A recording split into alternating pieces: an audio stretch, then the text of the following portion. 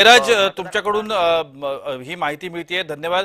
अमर पाटील आपल्यासोबत आहेत कोल्हापूरमधून. कोल्हापूरमध्ये काय स्थिती आहे अमर, आणि आता मतदारांचा कसा प्रतिसाद कोल्हापूरमध्ये मिळतोय?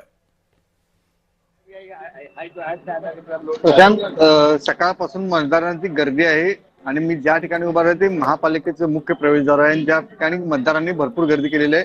या प्रभागामध्ये वैशिष्ट्य आहे, या ठिकाणी आमदार पुत्र आणि अपक्षामध्ये लढत आहे आणि अपक्षांची आणि आमदार पुत्राची इतकी लढत असल्यामुळे इथे मतदान केंद्रावर चुरस पाहायला मिळते आणि गर्दी पाहायला मिळते आणि इथे गर्दी झालेली आहे आणि प्रत्येक जण मतदानासाठी आकडेवारी वाढवण्याचा प्रयत्न करत आहे. आपण पाहत असाल की या मतदार केंद्रावर पूर्ण गर्दीनं व्यापलेलं आहे आता, कारण सकाळी 7:30 ला मतदान केंद्र चालू झालं आणि त्याच वेळा प्रत्येकाने मतदान हे लवकरात लवकर व्हावं यासाठी धडपड चालू आहे. अमर, मुंबईमध्ये अशा पद्धतीचा माध्यम प्रतिनिधींना अनुभव येतोय की त्यांना आतमध्ये जाऊ दिलं नाहीयेत, प्रवेश पत्रिका त्यांच्याकडे आहेत, मात्र तरी सुद्धा त्यांना आतमध्ये सोडत नाहीयेत, त्या संदर्भातली कोणती माहिती नाहीये आतापर्यंत?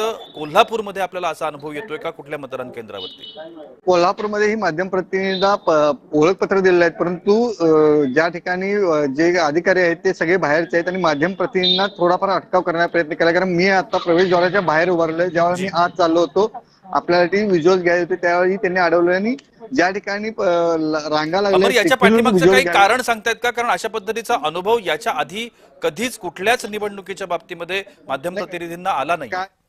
पहिल्यांदाच ही निवडणूक 4 प्रभागाची होत आहे आणि एका वेळी मतदान करण्यासाठी वेळ होतोय आणि तुम्ही जरी गेला तर ते आणि फार वेळ होईल. याचं कारण त्यांनी सांगितलं असतंय, कारण तुम्ही प्रत्येकाचे व्हिज्युअल घेत बसणार, एकाला परवानगी दिली सगळेजण व्हिज्युअल घेत बसणार आणि ह्या प्रक्रियेला वेळ होईल, त्यामुळे त्यांनी परवानगी नाकारतायत असं सांगत आहेत.